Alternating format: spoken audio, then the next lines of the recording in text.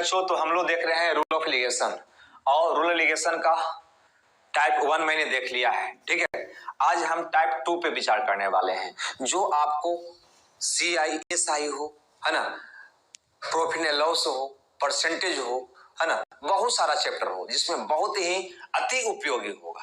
अतः इसको गौर से समझिएगा, बढ़िया से समझिएगा, आप प्रैक्टिस भी मन से करिएगा। ओके, तो चलिए शुरुआत करते हैं। क्या कहता है ना, नंबर सिस्टम का क्वेश्चन से हम शुरुआत कर रहे हैं। ठीक है, क्योंकि आपको पहले बोले हैं कि रूल लिगेशन जो है सारे चैप्टर का पार्ट है, बस ये मान के चलना है ना। हल करने में सारा प्रश्न को आपको बहुत मदद पहुंचाएगा ये, अतः इसको जरूर रखना है। क्या कहता है ये क्वेश्चन, तो ये कहता है कि एक फार्म में गाय और मुर्गियां हैं। ठीक है, गाय और मुर्गियां हैं, गौर से समझिएगा, गाय और मुर्गी। एक फार्म हाउस है जिसमें गाय है और मुर्गी है। आप सिर गिने गए तो 180 है, मतलब यो कहें कि सिर की टोटल संख्या 180 पाया गया सिर। और जब टांग गिनते हैं, ठीक है, मतलब पैर, तो इसकी संख्या आता है 420। पैर, टांग की संख्या आता है 420। फार्म में गायों की संख्या क्या है, ये आपका क्वेश्चन है। ऐसे तो ये नंबर सिस्टम का क्वेश्चन है, ठीक है, लेकिन रूल लिगेशन से बनाइए, बहुत आसान पड़ेगा आपको। ठीक है, चलिए शुरू हो जाते हैं। बनाने का तरीका पहले समझिएगा। एक बात बताओ, टोटल सिर कितना है? 180। गाय का क्या सिर होता है? 1। मुर्गी का क्या सिर होता है? 1। मतलब गाय हो या मुर्गी हो, मतलब कोई भी जानवर हो, उसका सिर एक ही होता है। टोटल तुमने काउंट किया, है ना, फार्म हाउस में जाकर गाय मुर्गी सब मिलाकर काउंट किया, टोटल सिर क्या वो मिला, तो 180 को मिला। इसका मतलब ये हुआ कि ये फार्म हाउस में चाहे गाय हो या मुर्गी हो, टोटल जानवर क्या वो है? 180 है। कुल संख्या कितना है? 180। कुल जानवर कितना है? 180। इस बात से सहमत हो?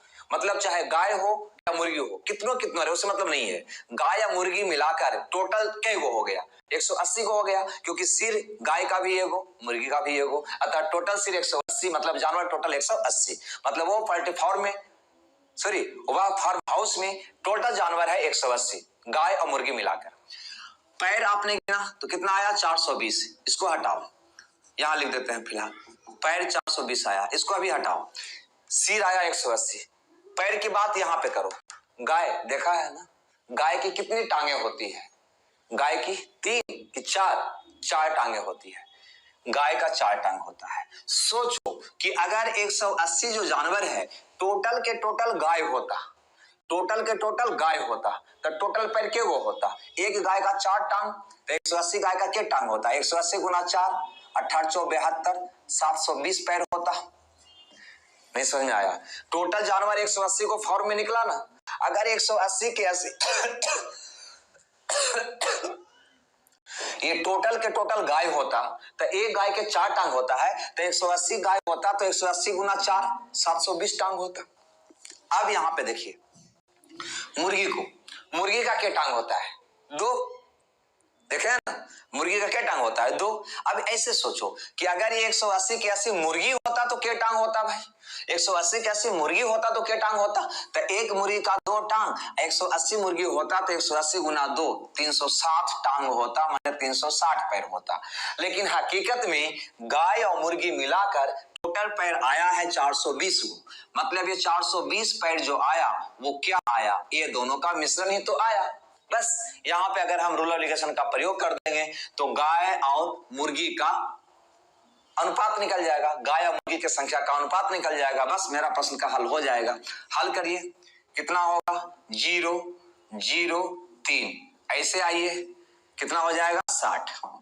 ठीक है, अब इसको काटिएगा तो कट जाएगा 5 बार में, मतलब 1:5। मतलब गाय अगर 1 गो है तो मुर्गी 5 गो है, मतलब टोटल जानवर के गो है? 6 गो है।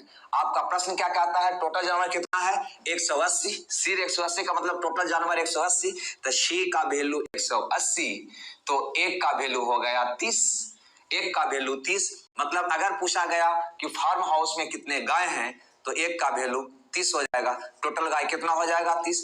अगर पूछता हमसे कि मुर्गी कितना है, तो 5 के बराबर होगा, तो 1 का वैल्यू 30, तब 5 का वैल्यू 3 × 5 = 150, मतलब मुर्गी कितना होगा? 150। आपको समझ में आ गया होगा कि यहाँ पे हम रूल ऑफ लिगेशन का प्रयोग कैसे करेंगे। ठीक है, यहाँ पे मेन रूप से सीखना है कि रूल लिगेशन का प्रयोग कहाँ कहाँ कैसे कैसे हम कर सकते हैं। तो यहाँ पर भी रूल लिगेशन का प्रयोग करेंगे। अगर थोड़ा बहुत दिक्कत रह गया हो तो अगला क्वेश्चन में आपको क्लियर हो जाएगा। चलिए आप इसको पहले नोट कर लीजिए, है ना, या रोक कर नोट कर लीजिए। हम आगे बढ़ते हैं क्योंकि समय भी तो बचाना है। जितना कम से कम टाइम में आपका ये कोर्स पूरा होनी चाहिए, नहीं, ताकि आपका एग्जाम भी पकड़ में आ जाए। ओके, चलिए देखते हैं नेक्स्ट क्वेश्चन।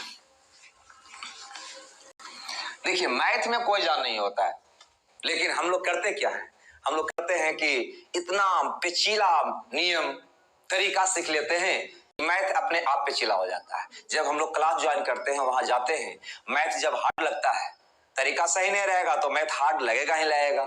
ठीक है, तो वहां पे हम सोचने पे मजबूर हो जाते हैं, अरे मैथ ना है तो हार्ड तो लगबे करेगा, नहीं, क्योंकि अनुभव नहीं ना है।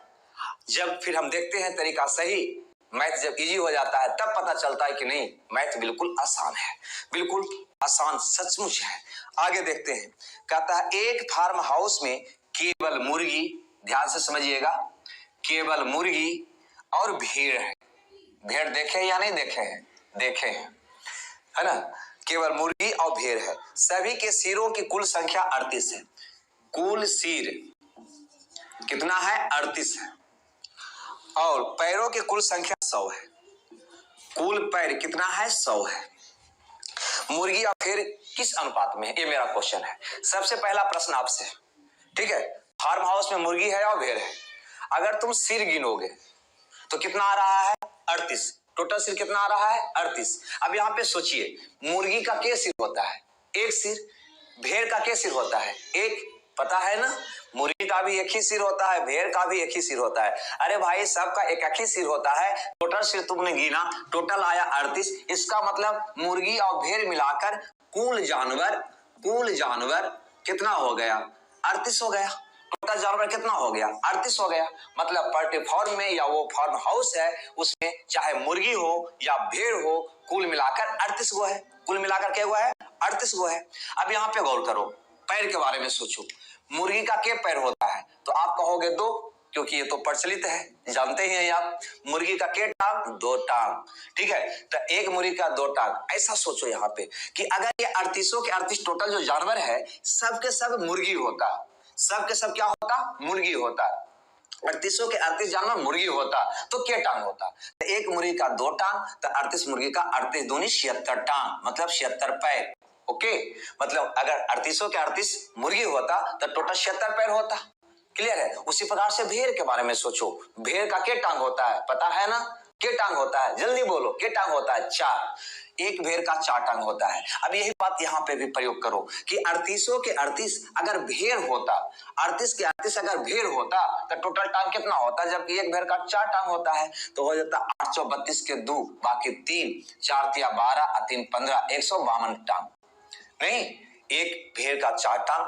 टोटल अगर 38 के 38 भेड़ होता तो टोटल 38 गुना 4 मतलब 152 पैर होता। लेकिन हकीकत में मैंने पैर गिना है टोटल कितना? 100, मतलब ये दोनों मिलाकर पैर आया है 100। तो ये 100 क्या आया? ये दोनों का मिश्रण ही तो आया। अतः इस पे अगर तुम रूल लिगेशन का प्रयोग करोगे तो मुर्गी और भेड़ के संख्या का अनुपात निकल जाएगा। बस मेरा क्वेश्चन बन जाएगा, है ना। तो 100 में से 76 गया 24। यहाँ पे आइए, ये आ जाएगा 52, कटेगा? बिल्कुल कटेगा। 13 चौ 52, 6 चौ 24। मतलब पोल्ट्री फार्म में या फार्म हाउस में मुर्गी और भेड़ के संख्या का अनुपात है 13:6। यही मेरा क्वेश्चन था, है ना, जो बी ऑप्शन में है। अतः बी ऑप्शन आपका सही होता। यहां पर भी आपसे पूछ सकता था कि मुर्गी की संख्या क्या है, तो फिर आप वही काम करते, 1319। टोटल मुर्गी 13 और भेड़ 6, तो मुर्गी भेड़ मिलाकर अनुपात के रूप में 1319। लेकिन है टोटल कितना? 38 गो।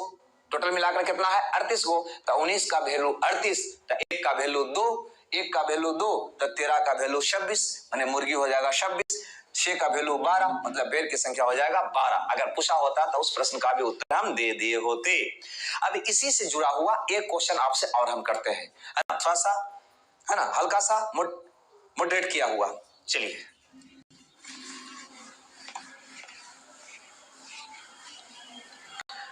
चलिए, ये कहता है कि एक आदमी के पास कुछ मुर्गियां हैं, एक आदमी के पास कुछ मुर्गियां हैं और कुछ गायें हैं, मतलब वही बात हो गया, मुर्गी और गाय।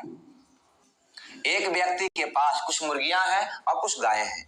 सिर की संख्या पैरों की संख्या का रेशियो 12:35 है। यहां पे देखिए सिर और पैर का रेशियो दिया है 12:35 है, 12:35 है। मुर्गियों की संख्या ज्ञात करें यदि केवल सिरों की संख्या 48 हो। सिर की संख्या कितना है? 48 है, टोटल सिर 48 है। यही आपका प्रश्न है, ठीक है। तो बिल्कुल वही क्वेश्चन था, लेकिन थोड़ा सा यहाँ पे रेशियो दे दिया है। क्या दिक्कत है? अरे भाई सिर अगर 48 है तो यहाँ गौर करो, सिर यहाँ पे दिया है 12, तब 12 का वैल्यू हो गया 48, तब 1 का वैल्यू हो गया 4, 1 का वैल्यू 4, तब 35 का वैल्यू हो जाएगा 140। 520 को 0 बार के 2, 4 × 12 = 14। मतलब स्पष्ट है कि टोटल सिर हो गया 38 और टोटल पैर हो गया 140, है ना। कुल पैर हो गया 140। तो वही क्वेश्चन हो गया कि एक आदमी के पास मुर्गी और गाय है, मुर्गी और गाय है। अगर हम सिर गिनते हैं तो आता है 48 और पैर गिनते हैं तो आता है 140। तो बताओ कि मुर्गी की संख्या क्या है? बस वही काम यहाँ पे भी करना है ना। चूंकि सिर की संख्या 48 आने का मतलब टोटल जानवर यहाँ पे क्या गो है? 48 गो है। कुल जानवर माने मुर्गी और गाय मिलाकर कुल जानवर क्या गो हो गया? 48 गो हो गया। ओके, टोटल जानवर क्या गो हो गया? 48 गो हो गया। अब यहाँ पे उसी प्रकार से सोचना है, मुर्गी का क्या टांग होता है? 2 टांग। तो हम ये सोचेंगे कि 48 के 48 जानवर यदि मुर्गी होता तो क्या पैर होता? तो एक मुर्गी का 2 पैर, तो 48 मुर्गी का 48 दूनी 96 पैर होता। क्या पैर होता? 96 पैर होता। अब यहाँ पे भी वही बात को करेंगे, एक गाय का क्या पैर होता है? आपको पता है ना, 4 पैर होता है। यदि 48 के 48 गाय होती तो क्या पैर होता? 48 × 4 होता, माने 832 के 2 बाकी 3, 416 और 3 19, 192 पैर होता। लेकिन हकीकत में मुर्गी और गाय मिलाकर टोटल पैर कितना आ रहा है? 140। कितना आ रहा है? 140। तो यह 140 क्या आया? तो ये दोनों का मिश्रण ही तो आया, दोनों के पैरों का मिश्रण 140 आया। अतः अगर इस पे आप रूल एलिगेशन का प्रयोग करेंगे तो कहीं ना कहीं मुर्गी और गाय का संख्या का अनुपात निकल जाएगा। ओके, तो हल करिए। 140 में से 96 को घटाइए तो 10 में से 6 गया 4 और 13 में से 9 गया 4, 44 आ गया। इधर घटाइए तो ये आ जाएगा 2, 5, 52। ठीक है, काट दीजिए, कट रहा है तो 13, 54, ये 5 है, 13, 54 आई 44। मतलब मुर्गी और गाय का रेशियो आ गया 13:11।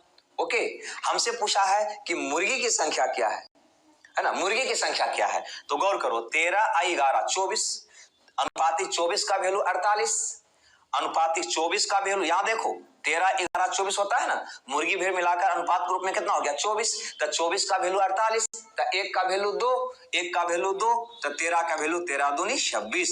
मतलब टोटल मुर्गी के वो है 26 वो है, जो ऑप्शन बी में है। अतः बी आपका सही उत्तर होगा।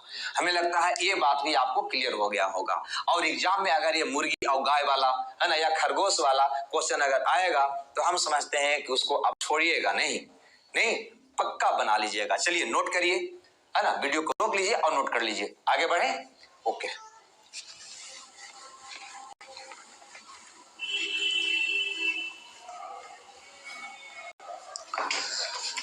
देखिए अब हम जो बात करने वाले हैं, है ना, बिल्कुल इसी टाइप का क्वेश्चन की बात करने वाले हैं, है ना। हमने नंबर सिस्टम का क्वेश्चन को देखा, अब हम यहाँ पे देखते हैं कुछ और उसी टाइप का क्वेश्चन। कहता है 380 आम, ध्यान दीजिएगा, टोटल 380 आम कुछ लड़के और लड़कियां में बांटा जाता है, लड़के और लड़कियां में बांटा जाता है, बीच बांटा जाता है, जो संख्या में 85 है। मतलब ये कुल जो है, कुल विद्यार्थी कह सकते हो, कुल विद्यार्थी कितना है? संख्या में 85 है, माने लड़का लड़की मिलाकर टोटल स्टूडेंट कितना है? 85 है। यदि प्रत्येक लड़के को 4 आम, प्रत्येक लड़के को 4 आम और प्रत्येक लड़की को 5 आम मिले प्रत्येक लड़की को 5 आम मिले तो लड़कों की संख्या क्या है? देखिए क्वेश्चन कितना बढ़िया क्वेश्चन है। कहता है टोटल 380 आम है, जो लड़का और लड़की इसकी संख्या टोटल मिलाकर कितना है? 85 है। लड़का लड़की मिलाकर कितना है? 85 है। तो ये 85 आदमी विद्यार्थियों में ये 180 आम बांटा गया है, जबकि एक लड़का को हम 4 आम दे रहे हैं और एक लड़की को हम 5 आम दे रहे हैं। तो आपको बताना है कि लड़का की संख्या क्या है। ये ना पूछ रहा है, हाँ लड़का की संख्या क्या है, या पूछ सकता है लड़की की भी संख्या क्या है, या ये भी पूछ सकता है कि लड़का और लड़की का अनुपात क्या है। ठीक है, तो चलिए बिल्कुल पहले जैसा ही सोचना है आपको। ठीक है, क्या सोचना है? टोटल विद्यार्थी क्या गो है? 85 गो है। टोटल लड़का लड़की मिलाकर क्या गो है? 85 गो है। एक लड़का को 4 आम दे रहे हो, एक लड़का को 4 आम दे रहे हो। सोचो कि अगर ये 85 के 85 विद्यार्थी टोटल के टोटल विद्यार्थी लड़का होता तो कितना आम इसमें बढ़ जाता, कितना आम इसमें तुम बांट देता। तो एक लड़का को दे रहा है 4 आम, और अगर 85 के 85 लड़का हो जाता तो 85 गुना 4 आम बांट देता, का मतलब हो जाता 5 24 के 0 बाकी 2 832 और 2 34 340 आम लड़का में बढ़ जाता। बात समझ में आ रही है कि नहीं आ रही है? बिल्कुल उसी ढंग से सोचना है। अब सोचो उसी प्रकार से पुनः कि ये 85 के 85 जो विद्यार्थी है ये टोटल के टोटल लड़की होती, क्या होता? लड़की होता। एक लड़की को दे रही है तुम 5 आम, तो पूरा के पूरा अगर लड़की होता तो लड़की में कितना आम बढ़ जाता? तो 85 गुना 5 आम बढ़ जाता। मतलब 5 25 के 5 बाकी 2 8 5 40 और 2 42 425 आम बढ़ जाता। लेकिन हकीकत में तुमने टोटल आम बांटा कितना है? तो 380। टोटल आम बांटा कितना है? तो 380 आम बांटा है। 380 आम क्या हुआ? ये दोनों का मिश्रण ही तो हुआ। अतः इस पे रूल एलिगेशन का प्रयोग करेंगे तो लड़का लड़की का रेशियो निकल जाएगा। बस यही करना है हमको। ठीक है, कर लेते हैं।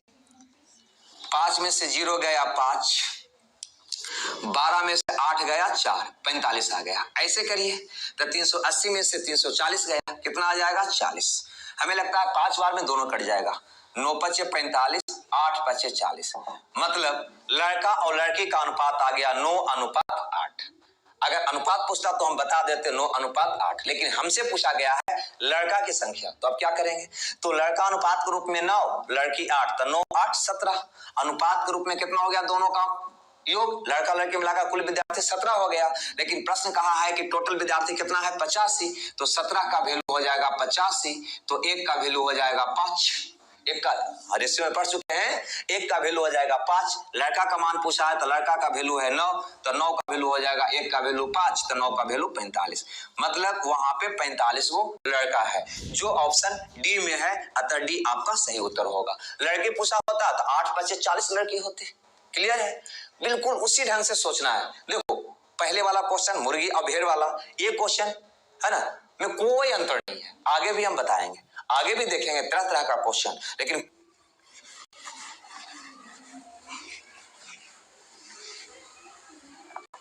चलिए नोट कर लिए। तो पुनः एक क्वेश्चन आपके बीच हम ला रहे हैं कि 50 लड़कों और लड़कियों में, मतलब यहाँ पे कुल लड़का लड़की मिलाकर, टोटल लड़का और लड़की मिलाकर संख्या दिया है 50। मतलब यो कहें कि कुल विद्यार्थी है 50 में 41 रुपया बांटा गया। रकम कुल कितना बांटा गया भाई? तो 41 रुपया बांटा गया है। किसमें? लड़का और लड़की में। लड़का और लड़की में कुल मिलाकर 41 बांटे हैं। लड़का लड़की मिलाकर है कितना? 50। टोटल संख्या में वो कितना है? 50 है। हर लड़के को 90 पैसा, प्रत्येक लड़के को 90 पैसा और प्रत्येक लड़की को 65 पैसा मिलता है। आपको बताना है कि लड़कों की संख्या क्या है। बिल्कुल सेम क्वेश्चन है।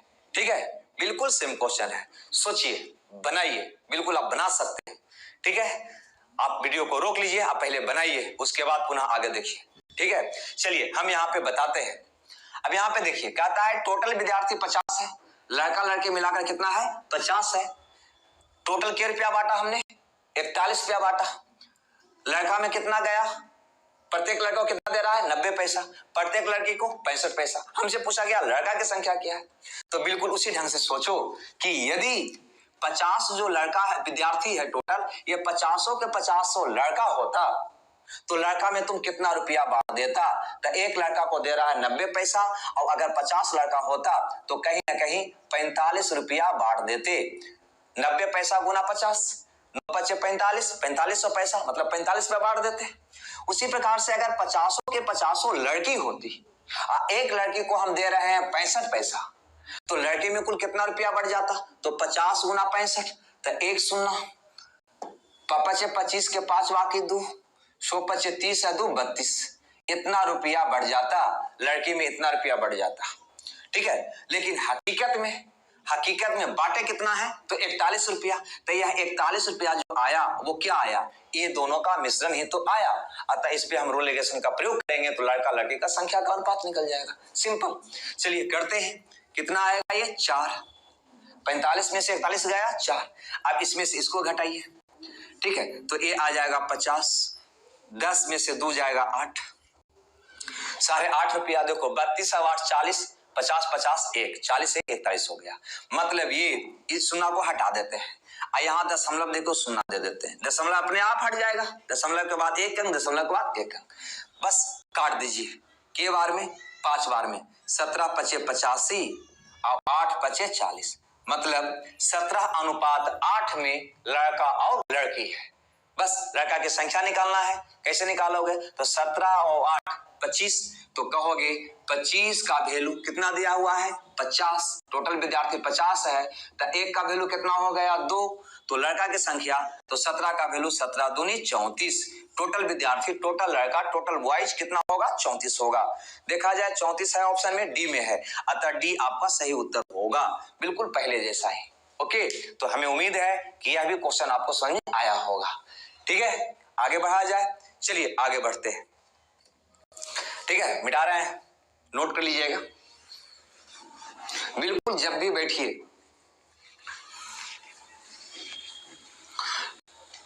तो कॉपी कलम लेकर बैठिए। ठीक है, अब देखिए यही क्वेश्चन कुछ अलग ढंग से आपके बीच में लाते हैं। ठीक है, प्रतिशत का क्वेश्चन है। ठीक है, कहता है एक गांव की जनसंख्या 12,000 है, कुल जनसंख्या दिया हुआ है 12,000। एक गांव का कुल जनसंख्या 12,000 है। एक वर्ष में पुरुष की संख्या में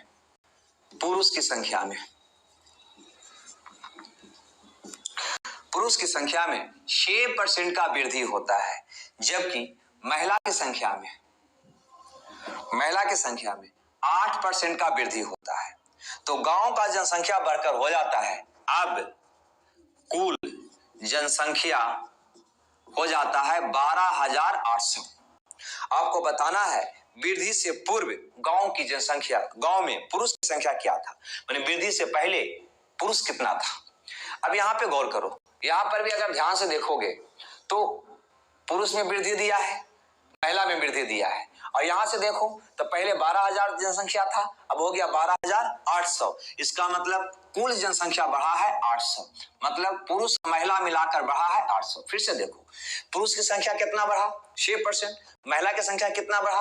8%। लेकिन यहाँ देखो पुरुष महिला मिलाकर कुल जनसंख्या क्या था भाई? तो पहले 12,000 था, अब हो गया 12,800। तो क्या पता चल रहा है तुमको कि पुरुष और महिला मिलाकर कितना बढ़ा? 800। 12,000 और 12,800 तो कितना बढ़ा? 800। कितना बढ़ा? 800। तो कहीं ना कहीं पुरुष महिला मिलाकर ये वृद्धि है, अतः ये दोनों का मिश्रण ही तो ये है। अतः इस पे भी अगर हम रूल लिगेशन का प्रयोग करें तो पुरुष और महिला का अनुपात निकल जाएगा। पुरुष और महिला का अनुपात निकल जाएगा तो फिर पुरुष का संख्या भी निकल जाएगा, महिला का संख्या भी निकल जाएगा। लेकिन ध्यान रहे, ये जो पुरुष में वृद्धि महिला में वृद्धि दिया है वो प्रतिशत में दिया है, लेकिन यहां देखो वैल्यू में दिया है।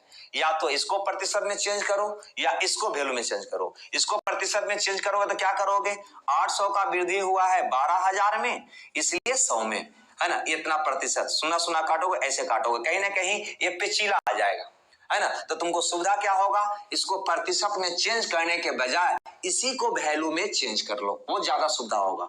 कैसे चेंज करोगे? यहां देखो, बिल्कुल पहले जैसा सोचो कि यदि 12 के 12,000 पुरुष होता, 12 के 12,000 पुरुष होता, तब पुरुष में कितना वृद्धि हुआ है? 6%, है ना। तो कितना वृद्धि हो जाता भाई? तो 12,000 का 6%, परसेंट से 2 शून्य कट गया, वर्षा का 72, 720 की वृद्धि हुआ होता।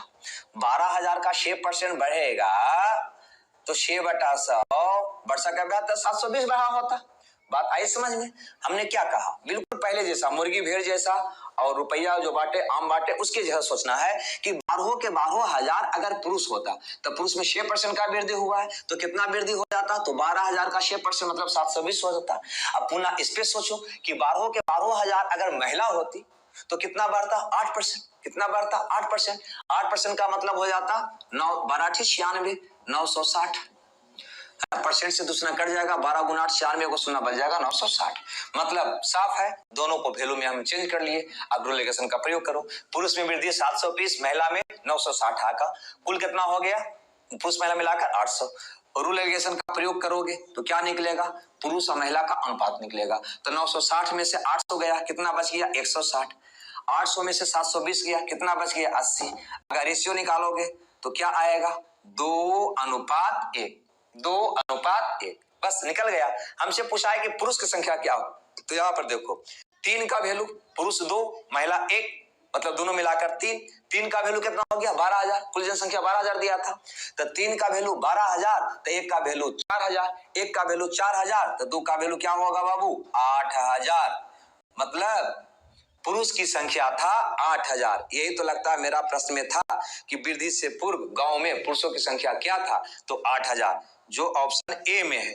अतः ए आपका सही उत्तर होगा। आया समझ में, नोट करिएगा। चलिए नोट कर लीजिए, आगे बढ़ा जाए। चलिए आगे बढ़ते हैं।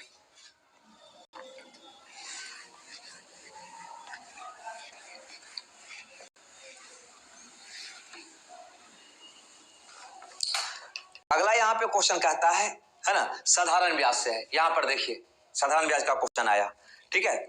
कहता है कि 1,500 रुपया की धनराशि, ध्यान देना, मतलब मूलधन दिया है 1,500 रुपया। 1,500 रुपया की धनराशि का कुछ भाग 10% वार्षिक ब्याज की दर पर तथा शेष भाग 7% की वार्षिक ब्याज की दर पर उधार दिया जाता है। तो 3 वर्ष में कुल एसआई हमें प्राप्त होता है 396 रुपया। आपको बताना है कि 10% की दर पर कितना राशि उधार दिया गया, ये राशि। अब इसको ऐसे समझो, मेरे पास टोटल 1,500 रुपया था, कुल रुपया कितना था 1,500 रुपया। 1,500 रुपया में इतना रुपया उसको दिया 10% के दर पर, बाकी जो बच गया इतना उसको दिया 7% के दर पर, ठीक है। और दोनों मिलकर हमें 3 साल में ब्याज के रूप में दिया 396 रुपया। तो सबसे पहले तो यहां हम निकाल लेते हैं कि 1 वर्ष का ब्याज हमारा कितना पड़ा, तो 3 से भागा दे देंगे, 396 भागा 3, तो ये आ जाएगा 12 या 36 या 33 या 39 और 3 दूनी 132 रुपया। 1 साल का ब्याज कितना आ गया 132 रुपया। गौर से सोचो, हमें 3 साल में वो 396 रुपया दिया है, 3 साल में 396 रुपया दिया है, तो 1 साल का ब्याज कितना हो गया 396 भागा 3, 132 रुपया, ठीक है। अब यहां पे समझो कि चूंकि 10% जो इंटरेस्ट होता है वो 1 साल का होता है, 2 साल का निकालोगे तो 20% हो जाएगा, 3 साल का निकालोगे तो 30% हो जाएगा। और चूंकि 1 साल का था तो हम 1 साल का ब्याज निकाले, ठीक है। अब यहाँ पे आइए, मेरे पास 1,500 रुपया था, उसमें से इतना रुपया इसको दिया 10% के रेट पे, बाकी जो बच गया उसको दिया 7% के रेट पे। दोनों मिलकर 1 साल में हमें इंटरेस्ट कितना दिया 132 रुपया। कितना इंटरेस्ट दिया भाई, तो 132 रुपया दिया। आपको बताना है कि 10% के दर पर हम कितना रुपया उधार लगाए थे, 1,500 रुपया में से इसको कितना दिए थे, ये क्वेश्चन है। तो बिल्कुल पहले जैसा सोचो, है ना। ये दोनों का चूंकि मिश्रण है तो यहाँ पे भी रिलेशन का प्रयोग करेंगे तो दोनों को मात्रा का अनुपात निकल जाएगा। लेकिन ये दोनों है प्रतिशत में, ये है रुपया में, ये दोनों है प्रतिशत में, ये है रुपया में। हमें करना क्या होगा, या तो इसे वैल्यू में चेंज करना होगा या इसे प्रतिशत में। पहले बताया भी इसके पहले वाला क्वेश्चन में कि अगर इसको प्रतिशत में चेंज करोगे तो जटिल हो जाएगा, अतः इसी को वैल्यू में चेंज करो। कैसे, इस प्रकार से 1,500 के 1,500 रुपया अगर इसे दिए होते तो ये कितना इंटरेस्ट देता 10%, तब 1,500 का 10% का मतलब हो जाएगा परसेंट से 2 शून्य कट गया, 150 रुपया हमको इंटरेस्ट दिया होता। यदि 1500 के 1500 रुपया इसे दिए होते तो ये कितना इंटरेस्ट देता हमें? 7%। कितना देता? 7%। तो परसेंट से 2 शून्य कट गया तो 15 सते 75 से 105 रुपया इंटरेस्ट दिया होता। ये कितना दिया होता? 105 रुपया इंटरेस्ट दिया होता। बस रूल रेगुलेशन का प्रयोग कर दो, ठीक है। ये देता 150, ये देता 105, लेकिन दोनों मिलाकर हकीकत में दिया है 132 रुपया। तो कहीं ना कहीं ये जो है ये दोनों का मिश्रण ही तो है। अतः रूल रेगुलेशन का प्रयोग करेंगे तो ये दोनों का मात्रा का अनुपात निकल जाएगा। तो 150 में से 132 गया, कितना बचा? 10 में से 2 गया 8, 4 में से 3 गया 1, 18। 132 में से 105 घटाओ, 28 बच जाएगा। 28 नहीं 27 बच जाएगा, ठीक है। 27 और 5 32। अभी कट रहा है तो काट दीजिए। 9 3 27, 9 दूनी 18। मतलब इसको दिया मैंने 3 रुपया तो उसको दिया 2 रुपया, दोनों को दिया मिलाकर 5। तो यही 5 का वैल्यू हमको दिया है टोटल कितना? 1500 रुपया। तो 1500, तो 5 का वैल्यू हो गया 1500, तो 1 का वैल्यू हो जाएगा 300 रुपया। तो 10% के दर पर कितना उधार लगाया? अनुपातिक 3। तो अनुपातिक 3 का वैल्यू हो जाएगा 900 रुपया। 900 रुपया, ठीक है। जो ऑप्शन ए में है, अतः ए आपका सही उत्तर होगा। ओके,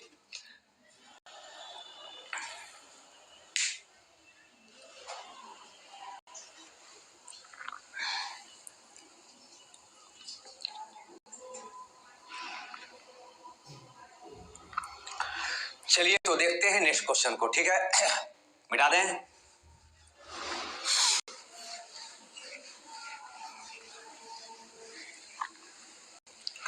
चलिए भाई अगला क्वेश्चन। तो जैसा कि मैंने देख रहे हैं, परसेंटेज भी देखे, एवरेज भी देखे, है ना, नंबर सिस्टम का भी क्वेश्चन देखे, है ना। अब थोड़ा सा प्रॉफिट एंड लॉस का क्वेश्चन भी एक देख लेते हैं। ऐसे तो प्रत्येक चैप्टर में जब आएंगे ना, जैसे सिंपल इंटरेस्ट में आएंगे, परसेंटेज में आएंगे, वहां पर भी सारा क्वेश्चन का जिक्र होगा। लेकिन चूंकि हम रूल एप्लीकेशन पढ़ रहे हैं तो यहाँ पे भी कौन कौन चैप्टर में कैसे कैसे यूज होता है एक बार आपको बता रहे हैं। इसका प्रैक्टिस जरूर कर लीजिएगा, ठीक है। वहां पर भी इसका चर्चा हम करेंगे, लेकिन आप प्रैक्टिस कर लीजिएगा यहाँ पे। वहां पे स्वतः आपको पहले बनाना है, ठीक है। चलिए तो शुरुआत करते हैं इस क्वेश्चन से। कहता है कि घड़ी और एक दीवार घड़ी लीजिए। एक घड़ी, घड़ी का मतलब कोई क्लॉक वॉच, और एक दीवार घड़ी, दीवार घड़ी, है ना। एक घड़ी और एक दीवार घड़ी 390 रुपया में खरीदा। कितना में खरीदा भाई? दोनों मिलाकर 390 रुपया उसको लगा, सस्ता था। कहता यह घड़ी को 10% लाभ पर, मतलब वह इस घड़ी को 10% लाभ पर तथा दीवार घड़ी को 15% लाभ पर बेच देता है। इस तरह उसे 51 रुपया 50 पैसा का लाभ होता है। दोनों मिलाकर 51 रुपया 50 पैसा का लाभ होता है। आपको बताना है कि दीवार घड़ी का वास्तविक मूल्य, घड़ी के वास्तविक मूल्य का अंतर क्या है। दीवार घड़ी का वास्तविक मूल्य तथा घड़ी के वास्तविक मूल्य का अंतर क्या है, ये आपका क्वेश्चन है। तो गौर कीजिएगा, अभी आपने देखा है बिल्कुल सेम क्वेश्चन है। कहता है घड़ी या दीवार घड़ी मिलाकर कितना लगा? 390 रुपया। घड़ी को बेचा 10% के लाभ पर, दीवार को बेचा 15% के लाभ पर, और दोनों मिलाकर उसको प्रॉफिट हुआ 51 रुपया 50 पैसा। तो कहीं ना कहीं यह जो हुआ ये दोनों का मिश्रण ही तो हुआ नहीं। अतः इस पे अगर रूल एलिगेशन का प्रयोग करेंगे तो घड़ी और दीवार घड़ी का क्रय मूल्य का अनुपात निकल जाएगा। जो अनुपात निकलता है वो मात्रा का अनुपात निकलता है। मात्रा का मतलब है ना क्रय मूल्य से है ना। घड़ी कितना, घड़ी का लागत मूल्य क्या था, दीवार घड़ी का लागत मूल्य क्या था, क्लियर है। तो चलिए, लेकिन रूल एलिगेशन का प्रयोग करने से पहले ये तीनों को एक तरह का बनाना होगा, सेम बनाना होगा। ये दोनों प्रतिशत में है, ये रुपया में है।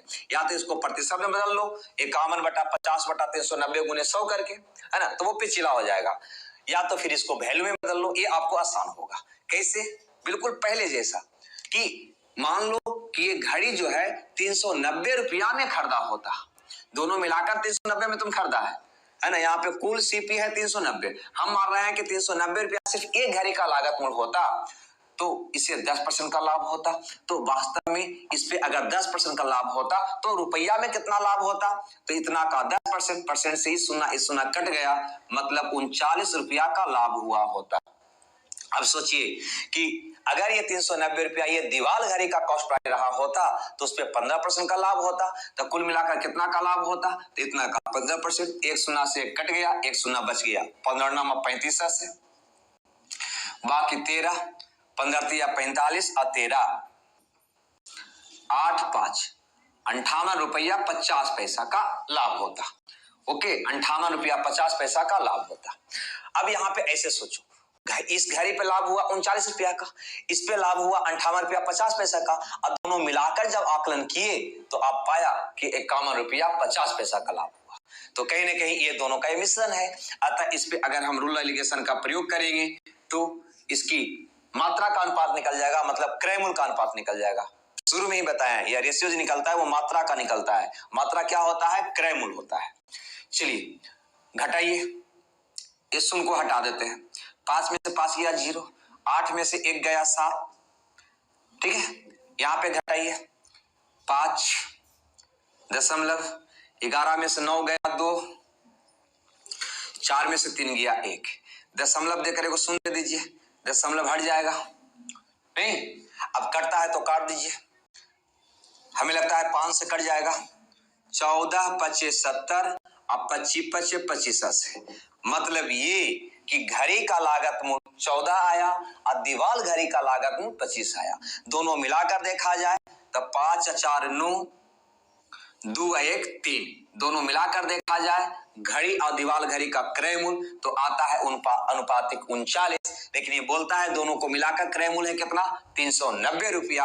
अतः अनुपातिक 39 का वैल्यू हो गया 390 रुपया, अतः एक का वैल्यू हो जाएगा 10 रुपया। हमसे पूछा गया है कि घड़ी और दीवाल घड़ी का अंतर क्या है क्रय मूल्य का, तो अंतर क्या है, यहां से देखो 11 का अंतर है, ये 25 है, ये 14 है, कितना का अंतर है, 11 का। अतः आप 11 का मान निकाल दीजिएगा, कितना आ जाएगा, 110 रुपया। यही हमारा प्रश्न का आंसर होगा। देखा जाए 110 रुपया सी में है, अतः सी आपके प्रश्न का सही उत्तर होगा। चलिए ये भी आपको समझ आया होगा, जल्दी से नोट करिए, तब बढ़ते हैं अगले क्वेश्चन की ओर। ठीक है, समझ में आ रहा है या नहीं आ रहा है। देखिए सबसे पहले यहाँ पे ध्यान देना है, एक बिंदु पर सोचना है, एक बिंदु पे सोचना है। पहले हमें बनाना आना चाहिए, ठीक है। हम लोग शॉर्ट नियम सोचते हैं, अरे बनाने आ नहीं रहा है, शॉर्ट नियम ढूंढ रहे हैं, ठीक है। पहले बने तब तो एग्जाम हॉल में बनेगा, तो यही क्वेश्चन को आप बहुत कम समय में बना लीजिएगा, ठीक है। पहले मेथड तो क्लियर करिए और इतना प्रैक्टिस कीजिए कि एक एक बात दिमाग में बैठ जाए। ओके, चलिए मिटाते हैं, बढ़ते हैं अगले क्वेश्चन की ओर। वह भी आपको बिल्कुल नंबर सिस्टम का क्वेश्चन है, ठीक है, नंबर सिस्टम का क्वेश्चन है। इसे हम लोग अलग ढंग से भी बना सकेंगे, लेकिन हम लोग रूल एलिगेशन पढ़ रहे हैं, अतः सारे क्वेश्चन को हम कोशिश कर रहे हैं कि उसको किस ढंग से रूल एलिगेशन उस पर हम लगाएं। हम अपने अंदर ये डेवलप कर रहे हैं कहां कहां रूल एलिगेशन का यूज हम कर सकते हैं। ओके, चलिए यहाँ पे देखिए नंबर सिस्टम का क्वेश्चन है, कहता है 37 को 2 भागों में बांटा गया। 37 को 2 भागों में बांटा गया, ये हो गया पहला भाग, ये हो गया दूसरा भाग। पहला भाग को 5 से गुना किया गया, पहला भाग को 5 से गुना किया गया, दूसरा भाग को 11 से गुना किया गया, तो कुल योग आ गया 227। तो कुल योग कितना आ गया, 227। हमसे पूछा गया है कि ये संख्या क्या है, ये दोनों भाग क्या है। देखो हम यहाँ पे इस क्वेश्चन को इसलिए लाए हैं कि हम सीख सकें कि यहाँ पे हम रूल एलिगेशन का प्रयोग कैसे करें, रूल एलिगेशन का प्रयोग हम कैसे करें, ठीक है। ऐसे तो बनाने के लिए बहुत आसान है, ऑप्शन जब दिया हुआ है तो बहुत बढ़िया से ऑप्शन से आप बना लेंगे, ठीक है। चारों ऑप्शन दिया हुआ है, ऑप्शन से आप चेक करेंगे आपका आंसर आ जाएगा, ठीक है। अब यहाँ पे देखो कहता है 37 को 2 भागों में बांटा गया, पहला भाग को 5 से गुना किया गया, दूसरा भाग को 11 से गुना किया गया, और जब ऐसा किए तब पूरा मिलाकर आ गया 227। क्लियर है। अब सोचो ना कि अगर पहला भाग 37 के 37 रहा होता और इसमें हम 5 से गुना करते तो कितना आता, तो 7 5 35 के 5 बाकी 3 5 3 15 3 18, कितना आता 185। अगर 37 के 37 दूसरा संख्या रहा होता और उसमें हम 11 से गुना करते तो कितना आता, तो 37 गुना 11 मतलब आ जाता 7, 7 3 10 के शून्य बाकी 1 3 1 4, कितना आ जाता 470 आ जाता नहीं, लेकिन हकीकत में आया कितना है 227।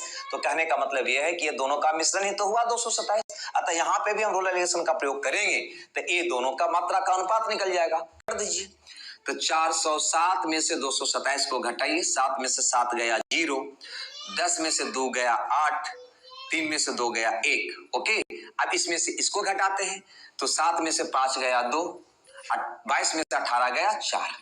ठीक है, अब इसको काट सकते हैं आप, तो काटिएगा तो पहले 2 से काट देते हैं, 1 की दूनी 42, 90, फिर 3 से कट जाएगा, 7 या 21, 30 या 90।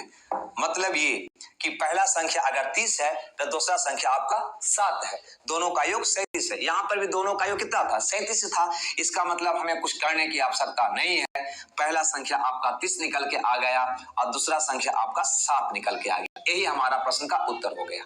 ठीक है, देखो हम यहाँ पे रूल एलिगेशन सीख रहे हैं, इसको बनाने के लिए अगर चारों ऑप्शन पर विचार करिएगा, पहला, दूसरा, तीसरा, चौथा, तो यहाँ से आप चेक कर सकते हैं। पहला संख्या में 5 से, दूसरा में 11 से गुना करके जोड़िएगा तो कितना आना चाहिए 227, जिसका आ जाएगा वो आपका उत्तर हो जाएगा। ऐसे 30 और 7 आपका डी ऑप्शन में है। देखो यहाँ पे हम बताते हैं इसको ऑप्शन से हम कैसे बनाते हैं। तो ऑप्शन से बनाना बहुत आसान था, चारों को हम नहीं चेक कर रहे हैं, एक ऑप्शन को चेक कर रहे हैं। इसमें हम 5 से गुना करते हैं, इसमें कैसे गुना करने के लिए कहा था 11 से, तो ये हो जाता 150, आइए हो जाता 7 77, इसको जोड़ते 7 2 227 आ रहा था, अतः यह मेरा उत्तर क्या होता सही होता। ऐसे नंबर सिस्टम का लगभग क्वेश्चन को हम लोग ऑप्शन से बनाते हैं, बहुत आसान होता है, मेथड से हटकर बनाते हैं, लेकिन इसकी बात हम यहाँ पे नहीं कर रहे हैं। हम बात यहाँ पे जो कर रहे हैं, यहाँ पे जो हम बात कर रहे हैं रूल एलिगेशन का बात कर रहे हैं कि हम सारे क्वेश्चन पर, है ना, कैसे कैसे क्वेश्चन पर रूल एलिगेशन का प्रयोग करेंगे, ये हमें सोचना है, ये हमें अपने अंदर डेवलप करना है। ठीक है, जब ये डेवलप हो जाएगा तो बहुत सारा क्वेश्चन मेरा आसान हो जाएगा। ठीक है, ऐसे इसको बनाने के लिए एक तरीका और है। यहाँ पे कहा गया था कि 37 को 2 भागों में बांटा गया, तो पहला भाग x हो गया, दूसरा भाग हो जाएगा 37 माइनस x। पहला भाग में 5 से गुना करोगे तो 5x, दूसरा भाग में 11 से गुना करोगे तो 7 7 3 10 के शून्य बाकी 1 3 1 4 माइनस 11x बराबर आना चाहिए 227। इसको हल करेंगे, x का मान आएगा, x का मान पुट करेंगे, संख्या आ जाएगा, आंसर आ जाएगा। ओके, तो ये भी तरीका से आप इसको बना सकते था, लेकिन नहीं, हमें रूल एलिगेशन चैप्टर में है, अतः रूल एलिगेशन की यहाँ पे हम बात कर रहे हैं। ठीक है, हमें लगता है कि सारी बात आपको समझ में आया होगा, नहीं? तो इसी के साथ यह टाइप का भी समाप्ति होती है। ठीक है, टाइप 2 भी आपका समाप्त हुआ। अब हम बढ़ेंगे टाइप 3 की ओर। ठीक है, यहाँ पे सबसे बड़ी बात है कि आपका निकट भविष्य में भी एग्जाम होगा तो बहुत आसानी से आप कवर कर लीजिएगा, टेंशन मत लीजिए। ठीक है, इसीलिए कि ऑनलाइन जो क्लास, ये जो हम रिकॉर्डेड क्लास आपको जो हम दे रहे हैं, इसमें सबसे बड़ी खासियत है कि समय का बहुत बचत है, क्योंकि जब ऑफलाइन में हम होते हैं तो पहले इस क्वेश्चन को बताते हैं, उसके बाद चुपचाप यहाँ पे ऐसे होते हैं। ठीक है जी, नोट कर लीजिए। जितना टाइम हमें बनाने में इसे लगता है उससे ज्यादा टाइम विद्यार्थी को इसको अपने नोटबुक में नोट करने में लगता है, उतना समय हमें खड़ा रहना पड़ता है। ठीक है, तो कहीं ना कहीं यहाँ पे वो समय आपको बच रहा है। ठीक है, अतः अगर यहाँ पे 1 घंटा का, 40 मिनट का, 30 मिनट का क्लास होता है तो ये मान के चलिए कि आपको उसका ट्रिपल क्लास हो रहा है। मतलब 1 घंटा का मतलब 3 घंटा का क्लास यहाँ पे हो रहा है, आधा घंटा का मतलब 1 घंटा का क्लास हो रहा है, 1 घंटा का मतलब 2 घंटा का यहाँ पे क्लास आपको मिल रहा है। ठीक है, अतः जो कोर्स 12 माह में समाप्त होना होता है वह आपका 4 माह में ही, 5 माह में ही बिल्कुल कंप्लीट हो जाएगा। अतः आपके लिए बहुत ही बेटर चीज होगा ये। ठीक है, और ऐसे भी है ना, आप लोग का जो रिस्पॉन्स आ रहा है ना, वो हमारा एनर्जी को और डबल कर दे रहा है। ठीक है, आप बस इसी ढंग से तन मन से लगे रहिए, प्रैक्टिस करते रहिए। हम आपको यकीन दिलाते हैं कि आपका रिजल्ट कोई नहीं रोक सकता है। ठीक है, ऐसे भी मैथ जिसका स्ट्रांग होता है उसका सारा पेपर स्ट्रांग हो जाता है। ओके, तो बस इसी के साथ हम समाप्त करेंगे आज का सेशन। मिलते हैं अगले लेक्चर में। ठीक है, वही नई जोश नई उमंग के साथ। Okay bye. आज हम रूल ऑफ एलिगेशन का लेक्चर 4 में है नहीं, और इसमें पढ़ने वाले हैं टाइप 3। ठीक है, टाइप 3 के बारे में पढ़ने वाले हैं। इसमें कुछ क्वेश्चन इस ढंग का होगा कि कोई व्यक्ति, है ना, दूध में पानी मिलाता है, दूध में पानी मिलाता है और वो कहता है कि हम क्रय मूल्य पर ही बेचते हैं, फिर भी वो 25% का लाभ कमाता है। बात को समझिएगा, मतलब दूध में पानी मिलाया, उसके बाद वो कहा कि हम क्रय मूल्य पर ही वस्तु को बेचते हैं, उसके बावजूद भी वो 25% का 20% का लाभ कमाता है। आपसे पूछा जाएगा कि किस अनुपात में पानी मिलाया गया या दूध और पानी का अनुपात क्या है। सपोज मान लीजिए कि 1 लीटर या दूध में पानी मिलाता हूं और मिश्रण को क्रय मूल्य पर ही बेचता हूं, फिर भी उसे 25% हम यहां पे ले लेते हैं R% का लाभ होता हो, R% का लाभ होता हो, तो दूध और पानी का जो अनुपात होगा वो होगा 100/R। ये बात आप याद रखिएगा, ठीक है। इसमें ज्यादा कुछ नहीं करिएगा, है ना, क्योंकि बनता है रोल एलिगेशन से ही, लेकिन बहुत आसान सा ये टेक्निक है ना। क्या है, ऐसा नहीं है कि सिर्फ दूध है बोलेगा, कुछ भी बोल सकता है। हम समझने के लिए, है ना, ये ज्यादा समझने एग्जांपल आता है, इसलिए हम यहाँ पे लिए हैं कि दूध में पानी मिलाता हूँ, पानी मिलाने की बात करता हूँ कि दूध में पानी मिला दिया और वो कहता है कि हम जो मिश्रण तैयार हुआ या जो दूध है उसको हम क्रय मूल्य पर ही बेचते हैं, उसके बावजूद भी फिर भी उसे 8% का लाभ होता है। तो दूध और पानी का रेशियो क्या होगा, 100/R। नोट कर लीजिए, ठीक है। अब देखिए इस पर एग्जांपल लगाओ करते हैं, आपका क्लियर हो जाएगा कंसेप्ट। मिटा रहे हैं, देखिए ये रहा आपके स्क्रीन पे क्वेश्चन। कहता है एक व्यक्ति 8 रुपये प्रति लीटर की दर से दूध खरीदता है, वह किस अनुपात में पानी मिलाए, ठीक है, दूध में क्या मिला रहा है, पानी, वह किस अनुपात में पानी मिलाए कि उसे क्रय मूल्य पर बेचने पर भी 20% का लाभ हो। क्रय मूल्य पर बेचने पर भी 20% का लाभ हो का मतलब हो गया दूध बटा पानी बराबर 100/R। ये तो अभी हम बताए थे, है ना, कि दूध में पानी मिलाता हो और उसे क्रय मूल्य पर ही बेचता हो, है ना, फिर भी 8% का लाभ होता हो, तो दूध और पानी का अनुपात होता है 100/R। ठीक है, यहाँ पे R मतलब लाभ से है, कितना लाभ वो कमा रहा है, 20% का, तो R का मान 20 हो जाएगा, तो 100/20 मतलब हो जाएगा 5:1। मतलब दूध और पानी का जो रेशियो होगा वो होगा 5:1, जो ऑप्शन ए में है, अतः ए आपका सही उत्तर होगा। ओके, तो ये बात आप याद रखेंगे, है ना। ऐसे हल्का फल्का ट्रिक एक रखना चाहिए, तो ये ट्रिक ही है, ठीक है। अब यहाँ पे ध्यान दीजिएगा, है ना, ये आर है लाभ, है ना। कभी कभी कहेगा कि पानी की प्रतिशत मात्रा, दूध की प्रतिशत मात्रा, और कुछ विद्यार्थियों को लग रहा होगा कि यहाँ पे 8 रुपये प्रति लीटर जो दूध का रेट दिया है ना, उसका क्या मतलब, उसका तो आपने यूज किया ही नहीं, उसका कोई हमको आवश्यकता नहीं है, बस यही उसका उत्तर होगा। क्लियर है, 8 रुपये प्रति लीटर से जो दूध खरीदता है, इससे हमको कोई मतलब फिलहाल नहीं है। आंसर मेरा आ गया। ओके, आगे चलते हैं, एक क्वेश्चन और इस पे देखते हैं। कहता है कि एक दूध वाला क्रय मूल्य पर दूध बेचने का वादा करता है। वो कहता है कि हम क्रय मूल्य पर ही दूध को बेचते हैं। ऐसा कभी होता है क्या, कोई भी व्यक्ति क्रय मूल्य पर दूध बेचेगा क्या, नहीं बेचेगा। क्रय मूल्य पर बेचने का मतलब वो कहीं ना कहीं वो मिलावट करके बेच रहा है, ठीक है।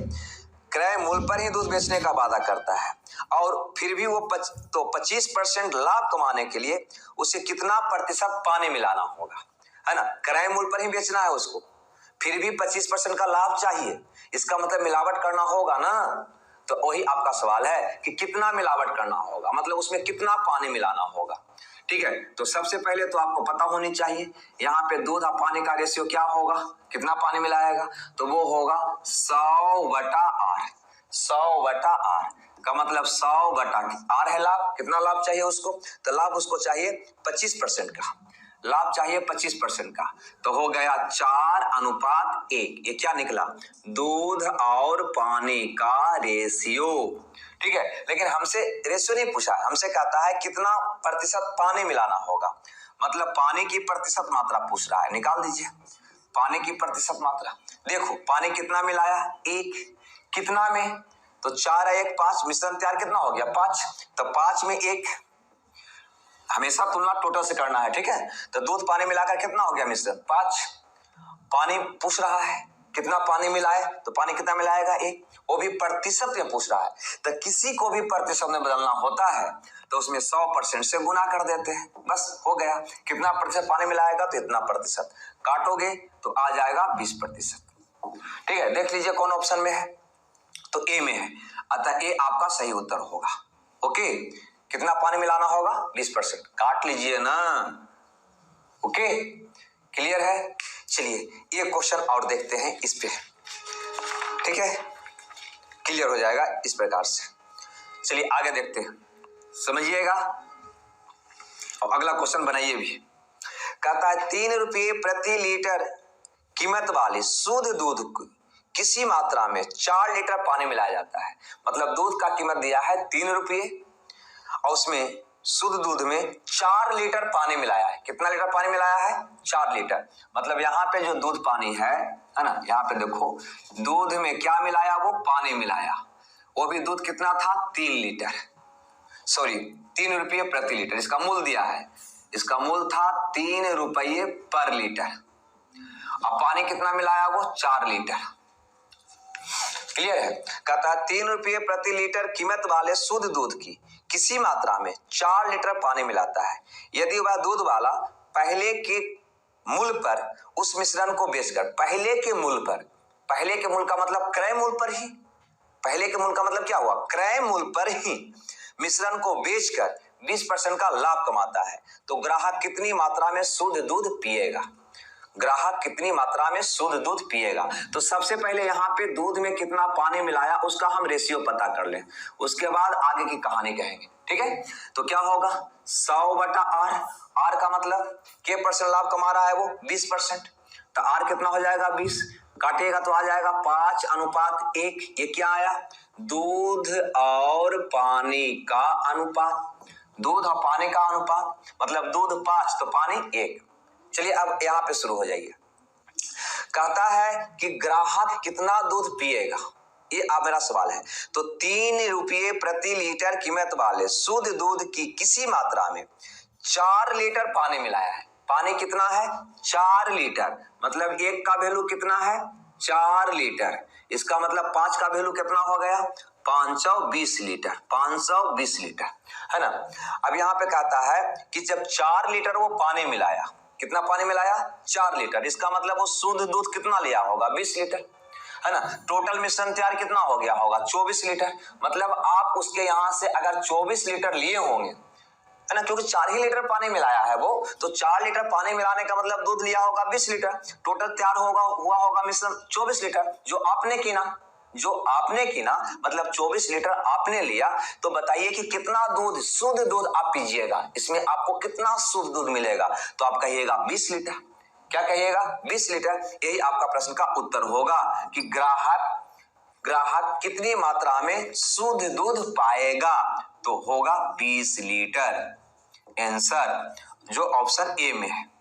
बात को पकड़िएगा, ये 3 रुपये प्रति लीटर से हमको कोई मतलब नहीं है। फिर से देखिए उसने कै लीटर पानी मिलाया 4 लीटर, उसके बाद 20% लाभ पर बेच दिया, तो 20% के लाभ पर बेचने का मतलब हो गया कि 5:1 में वो पानी मिलाया है नहीं, और कहा है कि हम पानी 4 लीटर मिलाया है, इसका मतलब 1 का वैल्यू 4 तो 5 का वैल्यू 20। तो इस स्थिति में आपको दूध कितना मिल रहा है प्योर दूध, अरे टोटल ले रहे हैं आप 24 लीटर, क्योंकि पानी मिला हुआ ना ले रहे हैं मिश्रण, तो टोटल ले रहे हैं 24 लीटर। इसमें आपको शुद्ध दूध कितना मिल रहा है 20 लीटर।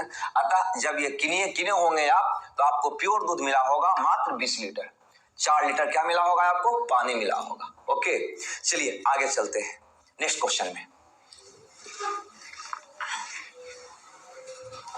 अगला क्वेश्चन कहता है कि 3 रुपये प्रति लीटर कीमत वाले शुद्ध दूध की किसी मात्रा में 4 लीटर पानी मिलाया जाता है। बिल्कुल वही क्वेश्चन है, सेम क्वेश्चन है।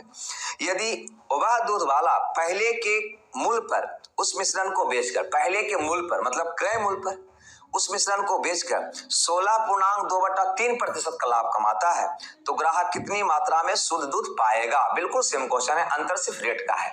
चलिए फिर भी हम बना देते हैं आपको।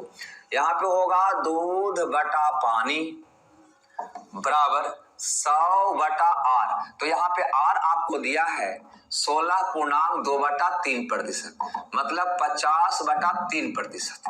ठीक है, तो हमने क्या कहा था, दूध बटा पानी का बराबर होता है 100/R। तो R का मान क्या ले लोगे, तो 50/3। 3 कहाँ लिखोगे, यहाँ या ऊपर, ऊपर लिखेंगे आप। क्लियर है, तो 50 दूनी 100 क्या हो जाएगा, 6:1 हो जाएगा, 6:1। अब यहाँ पे वो बोल रहा है कि पानी कितना मिलाया है, 4 लीटर। पानी कितना मिलाया है, 4 लीटर। प्रश्न देखो, पानी कितना मिलाया है, 4 लीटर। इसका मतलब एक का वैल्यू हो गया 4 लीटर। तो सोचिए दूध कितना इसमें आया होगा, तो 6 चौके 24 लीटर, है ना। प्योर दूध इसमें कितना रहा होगा, 24 लीटर। अतः आप 24 लीटर ही पाइएगा। अगर 24 और 4 28 लीटर, मतलब ये वाला दूध आप किनिएगा, क्योंकि दूध तैयार हो गया कितना, 28 लीटर, जिसमें 4 लीटर पानी है। अतः आपको शुद्ध दूध मिलेगा मात्र 24 लीटर। तो वही तो प्रश्न है कि ग्राहक कितना शुद्ध दूध पाएगा, तो 24 लीटर। ऑप्शन देखिए जो बी में है, अतः बी आपका सही उत्तर होगा। चलिए, तो उम्मीद करते हैं ये टाइप भी आपको समझ में आया होगा। ठीक है, अक्सर ये क्वेश्चन एग्जाम में आते रहता है। ठीक है, और इसे रूरल लिगेशन का मेथड यूज करने से बेहतर है, उसी से निकाला हुआ ये कंसेप्ट है ना। इसको याद रखिएगा, सेकंडों में आपका उत्तर निकल जाएगा। ओके, चलिए अब बात करते हैं नेक्स्ट टाइप का। ये था आपका टाइप 3। अब बात करते हैं टाइप 4 का, जो बहुत छोटा सा है ना, लेकिन बहुत ही कारगर है, जिसका यूज आपको एवरेज में, प्रतिशत में, लाभ हानि में, यहां तक कि सिंपल इंटरेस्ट में, है ना, नंबर सिस्टम में, सारे जगह पे होगा वो, है ना। और वो कैसा होगा ये भी आपको हम बता दें। ठीक है, तो उसके बात करने के लिए हमें चलना होगा टाइप 4 में। ठीक है, तो आ जाते हैं टाइप 4 में। और यहाँ पे जो कंडीशन होगा वो कुछ इस प्रकार का होगा कि A + B = C के रूप में होगा। A + B = C के रूप में, मतलब ये जैसे कभी कहते हैं ना कि बचत प्लस खर्च बराबर क्या होता है, आय। ऐसे इसकी जानकारी हम सारे चैप्टर में अलग अलग हम लेंगे। ठीक है, लेकिन फिर भी हमको लगा कि यहाँ पर भी लाना चाहिए। ठीक है, अतः यहाँ पे हम इसको लेकर आए हैं। देखिएगा कैसे बनाइएगा, सो देखिए। कहता है एक विद्यालय में लड़के और लड़की का अनुपात है 4:3।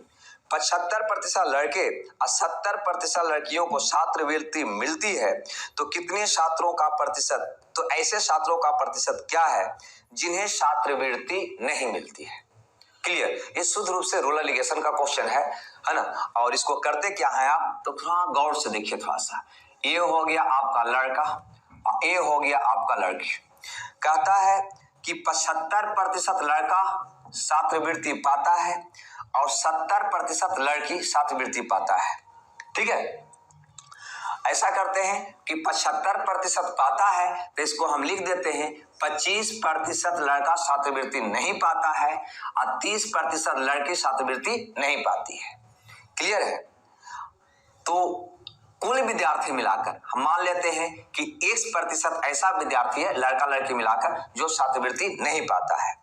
ठीक है, तो अगर यहाँ पे रूरल लिगेशन का प्रयोग करोगे तो ये दोनों मात्रा का अनुपात निकल जाएगा, जो कि दिया हुआ है 4:1, जो दिया हुआ है 4:1। ठीक है, तो ऐसे छात्रों की प्रतिशत पूछ रहा है जो छात्रवृत्ति नहीं पाता है। मतलब इसको रूरल लिगेशन से आप देखेंगे तो कुछ इधर से बनेगा। फिर से समझिएगा, वो कहा था 75% को मिलता है, 70% को लड़की में मिलता है। टोटल में कितना को मिलता है हम ना लिख के मैंने लिखा, जब 75% को मिल रहा है इसका मतलब हुआ कि 25% को नहीं मिल रहा है, 30% लड़की में नहीं मिल रहा है, और ये दोनों मिलाकर मान लिए कि कुल विद्यार्थी में 1% को नहीं मिल रहा है। अगर यहाँ पे हम रूरल लिगेशन का प्रयोग करेंगे तो ये दोनों के मात्रा का अनुपात निकलेगा, जो दिया हुआ है कहीं ना कहीं 4:1। ठीक है, चलिए करते हैं इसका प्रयोग। तो बड़का में से इसको घटाओगे 30 - x, इसमें से इसको घटाओगे x - 25, यह जो रेशियो आएगा वो क्या आएगा, 4:1 में आएगा। हल करते हैं, यहाँ पे हल कर लेते हैं, तो हो जाएगा 30 - x बटा x - 25 = 4/1। 30 से गुना करिए तो हो जाएगा 4x माइनस 100 बराबर 30 माइनस x इधर आएगा तो 5x बराबर हो जाएगा 130, तो x बराबर हो जाएगा 65। मतलब 65% विद्यार्थी ऐसा है जो छात्रवृत्ति नहीं पाता है, जो छात्रवृत्ति नहीं पाता है। ओके, फिर से देखो 30 माइनस एक्स ये हो जाएगा 30 माइनस एक्स, ये हो जाएगा x minus 25। Okay, 30 minus x minus 25 बराबर 4:1, क्योंकि दिया हुआ है लड़का और लड़के का अनुपात है 4:1। यह जो रेशियो निकला लड़का लड़के का ही तो निकला। हल करते हैं तो 4x माइनस 25 गुना 400 बराबर 30 माइनस x इधर आएगा तो हो जाएगा 5x, 100 उधर जाएगा तो जुड़ जाएगा, तो ये हो जाएगा 130/5, तो 5 दूना 10, ये 26% आएगा जी, 65 आ गया था। 26% जो ऑप्शन डी में है, अतः डी आपका सही उत्तर होगा। लेकिन ऐसे प्रश्न को ऐसे हम लोग हल नहीं करेंगे, ठीक है, ऐसे हल नहीं करेंगे, इसी को हम दूसरा ढंग से हल करेंगे, ठीक है। क्योंकि अगर ये तीनों में से कोई राशि आपसे पूछ दे, है ना, यह रेशियो जो निकालते थे आप, अगर वो दे दे 4:1 यहाँ पे ये दे दिया है, तो फिर आप इसका यूज करने का तरीका भी बदल दीजिएगा, है ना, वो आसान पड़ेगा जो हम बता रहे हैं। फिर से समझिए, अगर ये रेशियो आपको दे दे, पहले क्या करते थे, ये वाला वो दे देता था, ये वाला निकालना होता था। यहाँ पे क्या किया, ये वाला दे दिया है, ये रेशियो भी दे दिया है 4:1, हमसे ए वाला पूछ दिया है ना, कोई में ए वाला पूछ देगा, कोई में ए वाला पूछ देगा, ठीक है, इन तीनों में से कोई भी पूछ सकता है आपसे। तो यहाँ पे ऐसा यूज हम लोग नहीं करेंगे। कैसे करेंगे, सो अब देखते हैं। देखो यहाँ पे आप कह सकते हो कि लड़का प्लस लड़की बराबर कुल विद्यार्थी, या कुल स्टूडेंट बराबर, या कुल विद्यार्थी बराबर लड़का प्लस लड़की कर सकते हैं। तो यहाँ पे दो का योगफल थर्ड है या नहीं, इसको ऐसे अब सोचिए, है रूल एलिगेशन का है जो अभी बनाया है, बनाने का तरीका यही है, लेकिन इसको इस ढंग से बनाना है आपको, ठीक है। लड़का प्लस लड़की बराबर कुल विद्यार्थी, कहता है लड़का और लड़की का अनुपात है 4:1। यहाँ पे दिया हुआ है कि लड़का और लड़की का अनुपात है 4:1। इसका मतलब ये हुआ कि लड़का 4 गो हुआ, लड़की 1 हुआ, तो कुल विद्यार्थी 4 है 1 5। बिल्कुल इस ढंग से आप लिख लीजिए। अगर अनुपात दिया हुआ है तो इस प्रकार से आप लिख लीजिए, लड़का 4 लड़की 1, कुल विद्यार्थी कितना हो गया 5। अब क्या कहता है कि 25% लड़के को और 70% लड़की को, ध्यान दीजिएगा 25% 75 है जी, 75% लड़के में और 70% लड़की को छात्रवृत्ति मिलती है, तो कुल विद्यार्थी में कितना ऐसा प्रतिशत कितना है जिसको छात्रवृत्ति नहीं मिलती है। तो पूछा गया है नहीं मिलती है, तो नहीं मिलने वाला ले लो, ठीक है। तो लड़का में अगर 75% को मिल रहा है, इसका मतलब 25% को नहीं मिल रहा है, तो गुना 25 कर दो। लड़की में 70% को मिल रहा है, इसका मतलब 30% को नहीं मिल रहा है, तो गुना 30 कर दो। हमसे पूछा गया कि कुल विद्यार्थी में कितने प्रतिशत लड़का है, विद्यार्थी है जिसको छात्रवृत्ति नहीं मिलता है, तो जिसमें पूछा जाए उसमें x से गुना कर दो, x का मान निकालोगे आपका आंसर आ जाएगा, ठीक है। मान निकालने के लिए यहां से ऐसे भी काट सकते हो आप, 5 से 5 बार में जाएगा, 6 बार में जाएगा, ठीक है, या फिर 100 प्लस 30 130/5 कितना आ जाएगा, 5 दूनी 10, 26% ऐसा विद्यार्थी है टोटल में जिसको छात्रवृत्ति नहीं मिलती है। मतलब आपका ऑप्शन डी आपका सही हो जाएगा। देखिए बिल्कुल वही चीज था, लेकिन हम इसको इस ढंग से बनाएंगे, ठीक है। दिक्कत लगा होगा समझने में, लेकिन आगे क्लियर हो जाएगी, ठीक है, टेंशन नहीं लेना है ना, क्लियर हो जाएगी। ये सारे चैप्टर में, खास तौर से परसेंटेज में, लाभ हानि में, है ना, सिंपल इंटरेस्ट में बहुत ज्यादा मात्रा में यूज होगा, यहाँ तक कि नंबर में भी। जटिल क्वेश्चन को आप सेकंडों में उत्तर निकाल लीजिएगा, ठीक है। जहां पर भी एक कंडीशन दिखाई दे कि योग कई का योग दिया हुआ हो, तो वहां पे इसका यूज आप कर सकते हैं, ठीक है। मिटा रहे हैं इसको।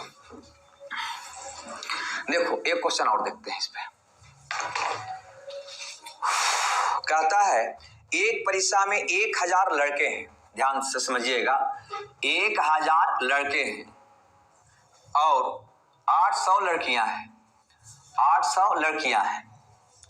यदि 60% लड़के, ध्यान दीजिएगा, 60% लड़के उत्तीर्ण होते हैं और 50% लड़की उत्तीर्ण होती है, इतना उत्तीर्ण होती है, तो अनुत्तीर्ण या असफल छात्रों का प्रतिशत क्या है, उत्तीर्ण या असफल छात्रों का प्रतिशत क्या है, ये आपका क्वेश्चन है।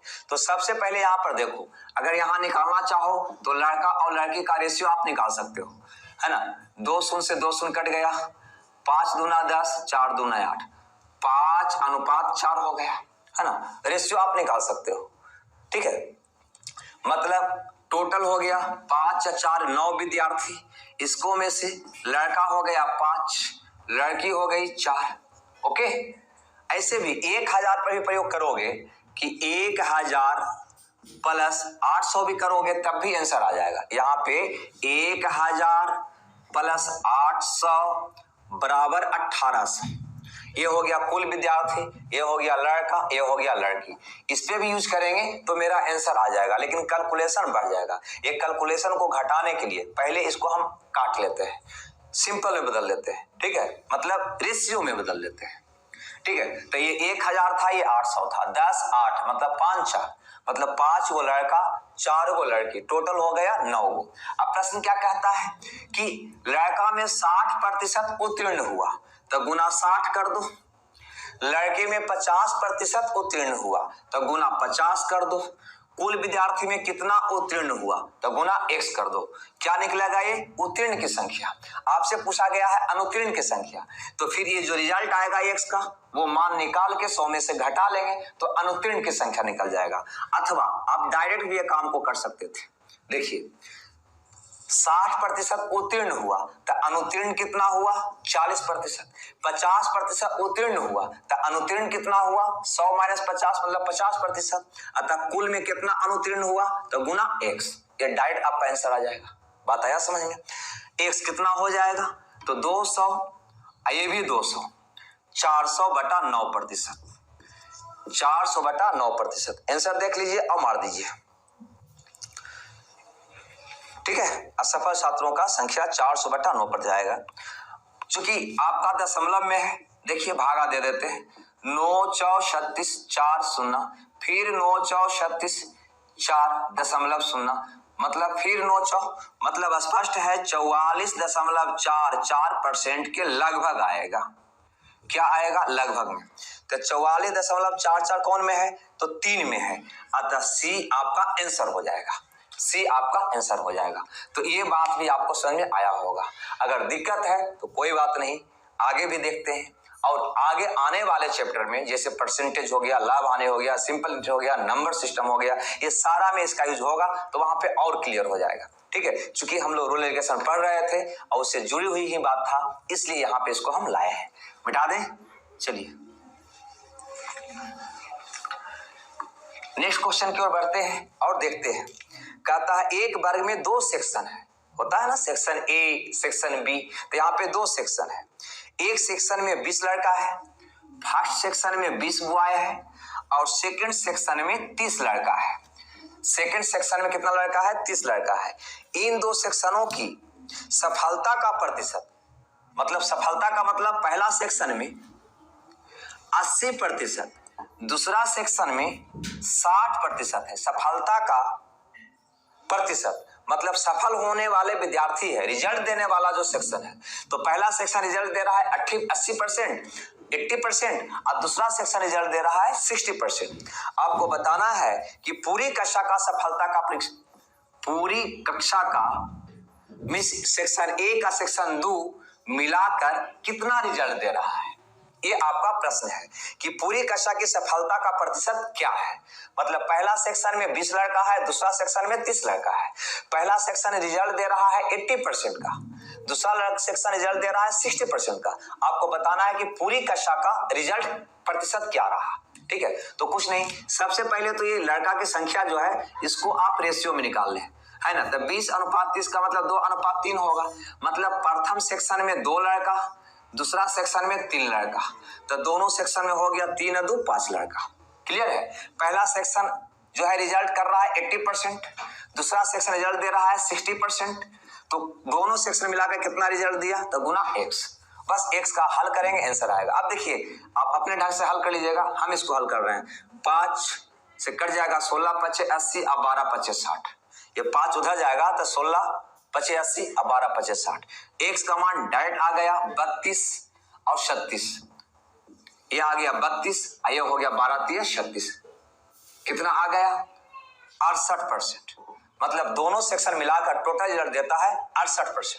कितना देता है 68%, जो ऑप्शन बी में है। अतः बी आपका सही उत्तर है। ये कोई नया चीज नहीं पढ़ रहे हैं, रूल एलिगेशन नहीं पढ़ रहे हैं। देखो थोड़ा सा यहाँ पे गौर करो, जैसे पहला सेक्शन में 80, दूसरा सेक्शन रिजल्ट कर रहा है 60, आपने उत्तर निकाला 68, दोनों मिलाकर रिजल्ट कितना दिया 68। यहां से घटाओ, 80 में से 68 गया कितना आया, 10 में से 8 गया 2 12, इसमें से घटाओ कितना आया 8, इसको काटो तो 4 दूना 8 या फिर 2 चौ 8 3 चौ 12, कितना आ गया 2:3। यही चीज तो यहाँ था, देखो तो 2:3 ही तो था यहाँ पे। तो कहीं ना कहीं वही चीज को हम पढ़ रहे हैं, लेकिन ऐसे ना पढ़ के ऐसे पढ़ रहे हैं। चलिए ऐसा करिएगा, नोट करिएगा, ठीक है, कर लिए, मिटा दें, नहीं मिटाए, देखो थोड़ा आज गर्मी ज्यादा है, ठीक है।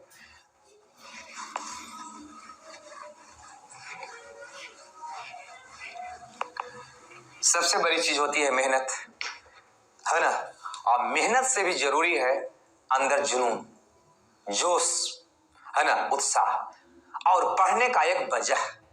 जब तक हमें पढ़ने का एक वजह नहीं मिलता है, जब तक हम पढ़ते नहीं है, ठीक है। अगर वजह मिल जाएगा उस दिन से हम लोग पूरे एनर्जी के साथ एकाग्र चित्त से पढ़ाई शुरू कर देते हैं, है ना। तो सबसे पहले अपने अंदर एक बहुत बड़ा वजह बनाइए पढ़ने का, है ना, तब पढ़ाई में बेटर बहुत ज्यादा मन लगेगा आपको।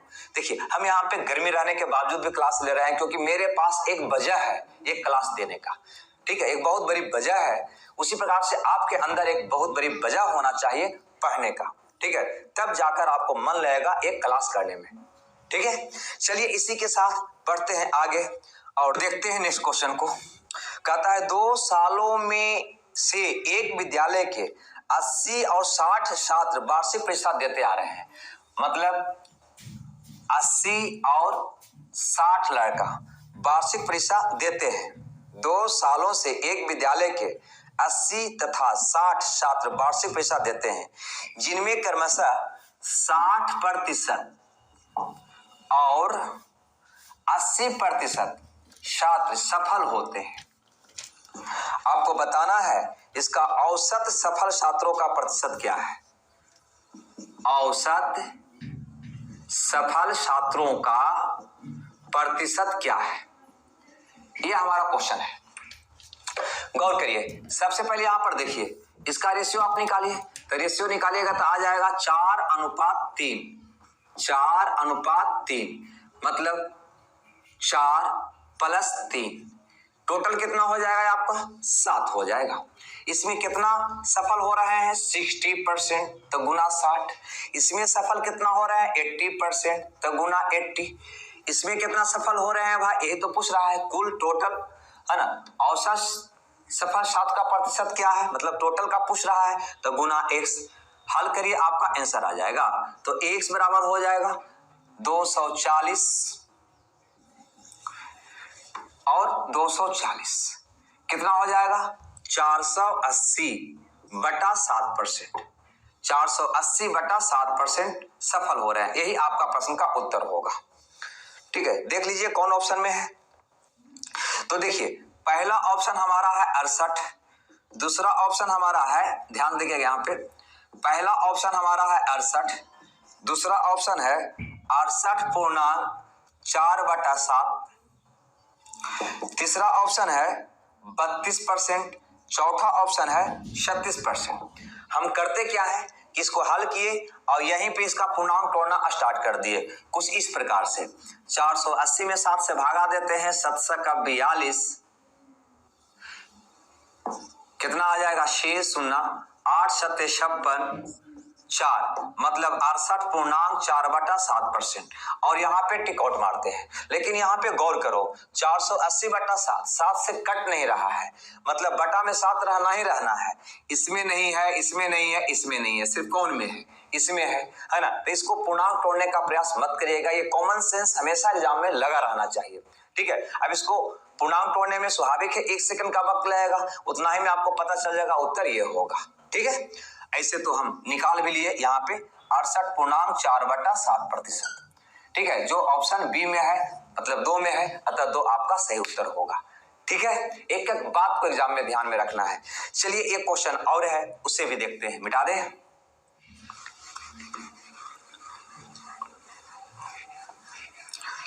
इसके बारे में हम सारा टॉपिक में हम चर्च करेंगे, जहां जहां आएगा वहां वहां क्लियर हो जाएगी। अभी चूंकि ये टॉपिक चल रहा था तो कुछ क्वेश्चन इसमें हम ऐड किए हैं। कहता है कोई व्यक्ति अपने संपत्ति का 3/4 भाग, ध्यान से समझिएगा, अपने संपत्ति का 3/4 भाग 10% हानि पर शेष भाग को कितने प्रतिशत लाभ पर बेचे कि कुल पर उसे 10% का लाभ हो। कुछ इस प्रकार का क्वेश्चन है, गौर से समझिएगा। इसकी चर्च अभी चूंकि हम ऐसे रेशियो में किए थे, अगर याद होगा तो यहाँ पे भी कर रहे हैं। क्या कर रहा है, अपने संपत्ति का 3/4 भाग, इसका मतलब इसका कुल संपत्ति 4 है, उसमें से यह 3 संपत्ति बेचा है 10% के हानि पर, और शेष बच गया। अगर 4 में से 3 बेच गया तो 1, फिर से समझिए, अपने संपत्ति का 3/4 भाग को 10% हानि पर बेचा, शेष भाग को कितने प्रतिशत लाभ पर बेचे कि कुल पर उसको 10% का लाभ हो। तो अपने संपत्ति का 3/4 का मतलब हुआ कि उसके पास टोटल संपत्ति था, हमेशा तुलना वाली राशि नीचे होता है, ये वाला। ठीक है, कुल संपत्ति उसके पास 4 था, ऐसा मान लो कि उसके पास टोटल 4 बीघा जमीन था, उसमें से कितना बेचा, 3 बीघा जमीन बेचा 10% के हानि पर, 10% के हानि पर। शेष संपत्ति को तो 4 में से 3 बेच दिया तो शेष बचा कितना, 1 बीघा। शेष संपत्ति को कितने प्रतिशत लाभ पर बेचे कि कुल पर उसे 10% का लाभ हो, ये आपका प्रश्न है। क्या करना है, कुल पर 10% लाभ चाहिए, इसको बेचा है 10% के हानि पर, हानि रहेगा तो माइनस से दिखा दीजिएगा, है ना। तो शेष संपत्ति को कितना दे जाएगा, x का मान निकालिएगा, वो आपका आंसर आ जाएगा।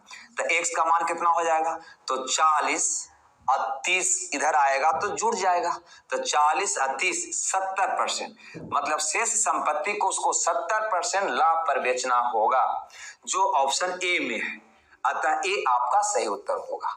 ठीक है, अब यहाँ पे ध्यान दीजिएगा, एक क्वेश्चन और आपके बीच हम करते हैं, है ना, नंबर सिस्टम का, जो बहुत जटिल क्वेश्चन होता है और लोग उसको अलग अलग ढंग से बनाते हैं, है ना। ये जानने के बावजूद भी उसे भी थोड़ा सा एक एग्जांपल से देख लेते हैं। ठीक है, चलिए, थोड़ा लेंदी है। यहां पे कहता है ये क्वेश्चन कि एक दफ्तर में कुल कर्मचारी का 1/3 भाग औरत है। ध्यान देना है, कुल कर्मचारी का 1/3 औरत है। इसका मतलब क्या हुआ, कुल कर्मचारी का 1/3 औरत है, इसका मतलब हुआ कि कुल कर्मचारी 3 है। कुल कर्मचारी कितना है, 3 है, उसमें से औरत कितना है, 1। इसका मतलब बाकी 2 बचा, वो क्या बचा होगा, पुरुष। ये औरत हो गया तो ये क्या हो गया होगा, पुरुष। ये हो गया हमारा कुल कर्मचारी, है ना। कुल कर्मचारी का 1/3 औरत है, कुल कर्मचारी का 1/3 औरत है। अभी बताए कि कुल कर्मचारी तुलना वाली राशि नीचे होता है, इसका मतलब कुल कर्मचारी 3 है, उसमें से औरत क्या हुआ है, 1 है, औरत क्या हुआ है, 1 है, तो शेष बचा कितना, 2, जो क्या बचा, पुरुष। बस आगे क्या कहता है, ये नंबर का क्वेश्चन है ना, बढ़िया क्वेश्चन है। औरत का 1/2 भाग विवाहित है, जो औरत है उसका 1/2 शादीशुदा है, विवाहित है, तो गुना 1/2 कर दिए, विवाहित औरत तथा विवाहित औरत के 1/3 भाग के बच्चे हैं। ये जो विवाहित है उसका 1/3 भाग का क्या है, बच्चा है। आगे बोलिए, इस दफ्तर में कुल पुरुष का 3/4 भाग विवाहित है, कुल पुरुष का 3/4 भाग शादीशुदा है। पुरुष में बता रहा है अब कि जो भी पुरुष है उसका 3/4 विवाहित है और विवाहित हो और विवाहित पुरुष के 2/3 भाग के बच्चे हैं। जितना भी विवाहित है उसका 2/3 भाग के बच्चे हैं, तो गुना 2/3। आपको बताना है कुल कर्मचारी के कितने भाग के बच्चे नहीं हैं। तो पहले पता कर लीजिए कि कितने भाग के बच्चे हैं, है वाला पता कर लीजिए, फिर एक में से घटा लेंगे तो निकल जाएगा न वाला। ठीक है, चलिए हल करते हैं। हल करिएगा तो ये हो जाएगा, गौर से देखिए, 2 दूनी 4, ये 2 से 1 कट जाएगा, 3 से 3 कट जाएगा, 1 आएगा, मतलब आएगा 3x बराबर 1/6 + 1 मतलब 7/6। तो x बराबर आ जाएगा 7/18। इतना भाग के बच्चे हैं। क्या निकला? ये बच्चे हैं। लेकिन आपसे पूछता है प्रश्न में कि कुल कर्मचारी के कितने भाग के बच्चे नहीं हैं। हम है वाला लिए थे तो है के रूप में उत्तर आया कि बच्चे हैं। हमसे पूछता है कितने भाग के बच्चे नहीं हैं, तो क्या करिएगा, 1 से ये 7/18 को घटा दीजिएगा।